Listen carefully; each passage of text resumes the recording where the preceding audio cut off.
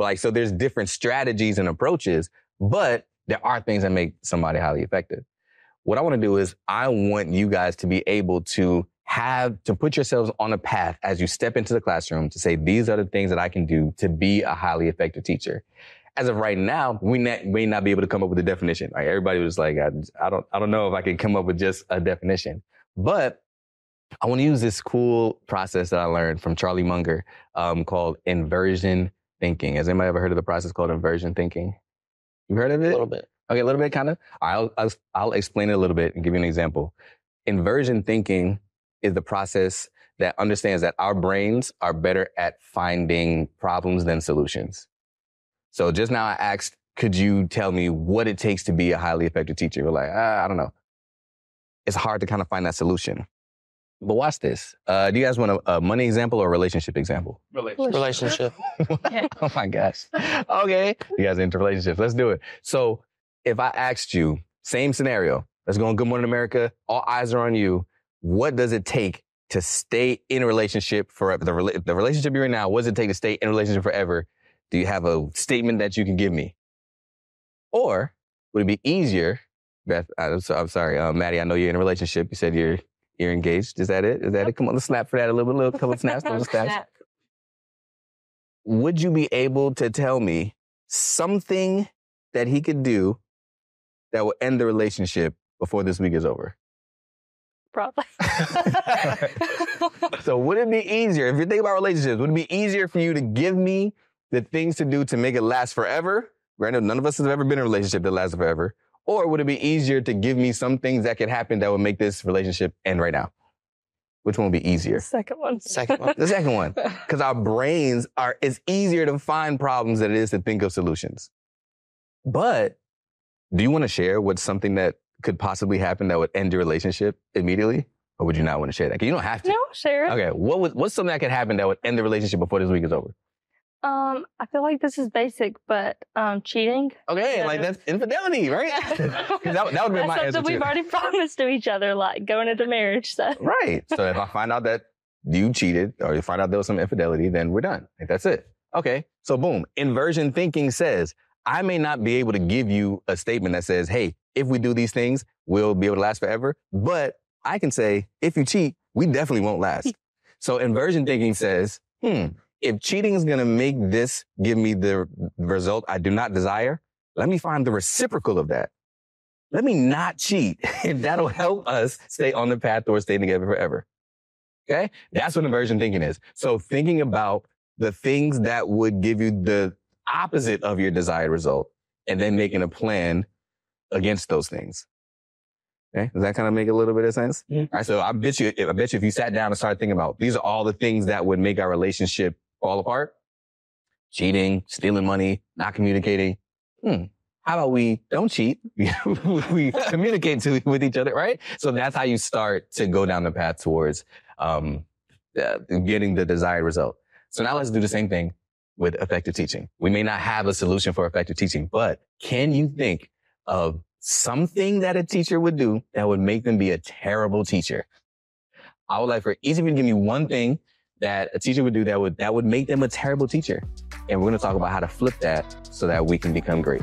If this school year burnt you out and you're coming back next school year, summer break isn't going to be enough to make next school year even better. Because time off doesn't heal you when the issue is how you spend your time on. What will heal you is a solution to your stressors. As a former terrible teacher turned two-time teacher of the year, I've struggled with the same things that you are struggling with. Tell me if you said any of these things this year. This is too much. What is wrong with these kids? Where's my support? You don't need any more strategies that may or may not work. What you need is a comprehensive solution, one that is unique to you and your problems. And if you've watched this far, you definitely connect with the problem. So let me share the solution that helped heal me. I was able to find my teacher ID to help me avoid stress and make an impact. And now I just want to help you do the same. I can teach you how to identify your dreams so that you can live it in every block every day. I can teach you how to illuminate your differences so that you can make the impact that only you can. I can teach you how to ignore your doubters so you can fortify your mindset to know that you are strong enough to do this work. And I can teach you how to improve your data so you can deliver on the promise you made to students to help them be their best selves. All you have to do is click the link below to make next school year your best school year. Anybody can start. What's something that will make a terrible teacher? Yeah. Yeah, Mikey. So I'd say being stagnant would make it stagnant. Good word. Yeah, just not changing, not updating what you're doing at all, not like, growing. You need to grow, you need to change, you need to adapt, like Mason and Beth said earlier. Yeah. So, that's one for me. Exactly. So if you are stagnant, not growing, not changing, not adapting, not using your own critical thinking skills to learn new information and deliver that to your students, then you are being ineffective. So the reciprocal of that would be somebody who is able to receive new information and grow and professionally develop themselves. All right. Last night we talked about principles. That's under the extend principle. I'm going to reflect over my practice and continue to be a lifelong learner. So that is the extend principle. So that's good. What else? What else would make a terrible teacher? For me, is not asking for help.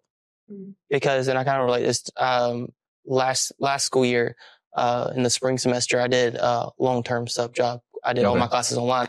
This was right before I went into my education program, and I was brand new. I was teaching. I did a third grade one and I did a fourth grade one. It was like half and half. And going into the third grade, it was teaching all subjects.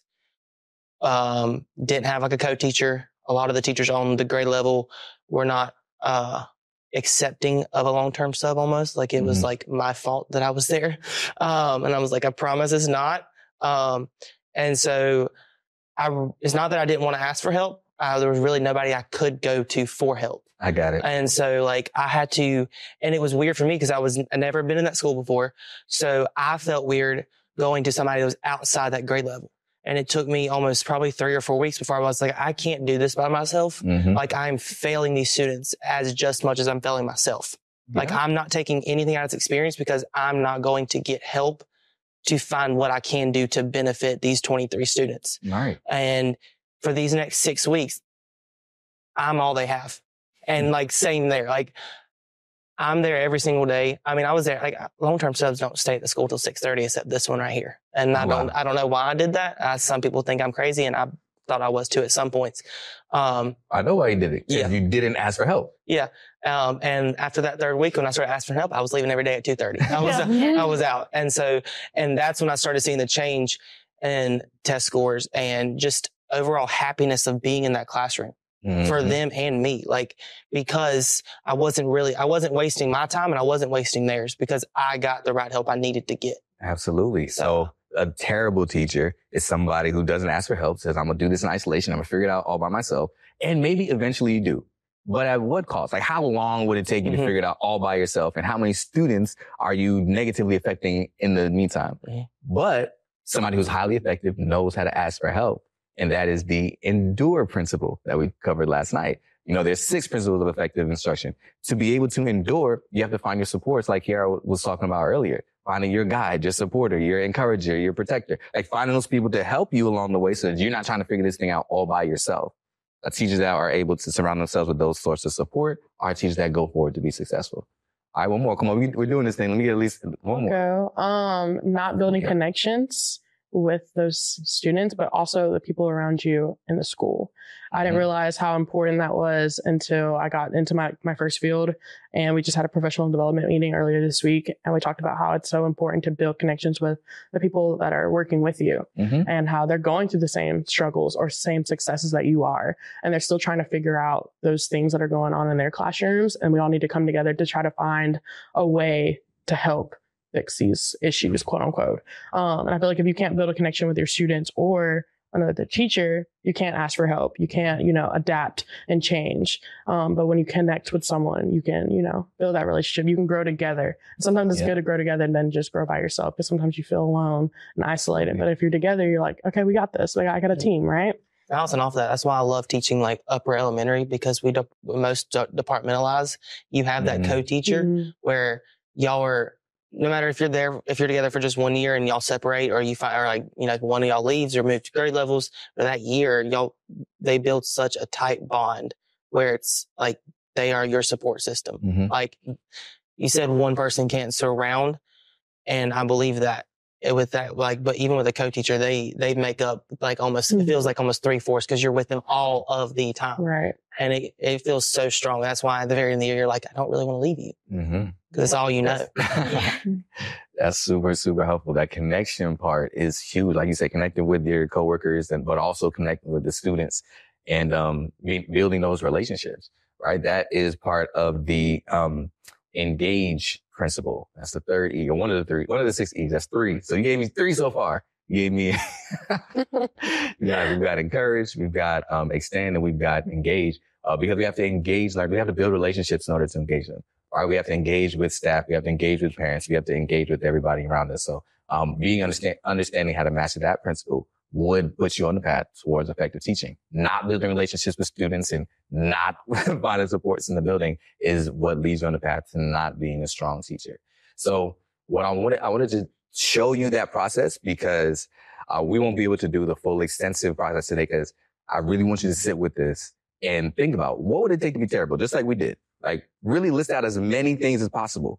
Because you may not know what it takes to be great, but you can definitely tell what it takes to be terrible.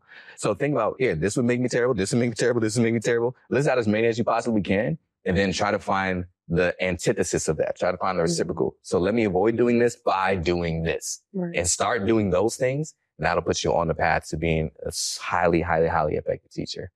Like I said, there are 6 proven principles, and I always teach the 6 proven principles because, like we said last night, PSI, when you take those proven principles plus your special skills, that's what's going to lead to an immense impact. And what I didn't tell you guys is that we recently launched a course that's called Impact. And what it does is it is virtual courses that teach those 6 principles. And it teaches those 6 principles that you need to be highly effective teachers. Some of the things that you just pointed out.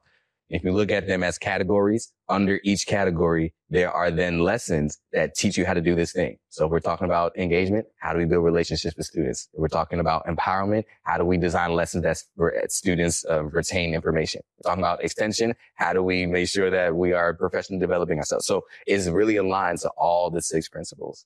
What I would like to do for you is I would like to gift you 1 year free access to that starting July 1st. From July 1st this year to July 1st next year for the 6 of you that are here today, all right? You glad that's okay, that's all right. All right. For helping me out, but because I see so much potential in you. Ella, you can have it too. I just see so much potential in you to be great, just from hearing your answers for real. And I want to help you along that process as we talk about finding your guide, finding your supporter, those types of things. I can't physically be everybody's guide.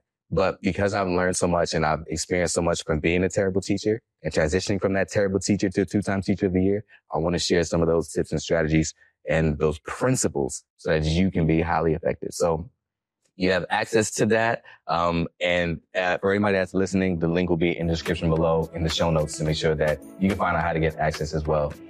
Thank you all so much for this conversation. Thank you. I really appreciate you all. Put your hands together one more time for yourselves.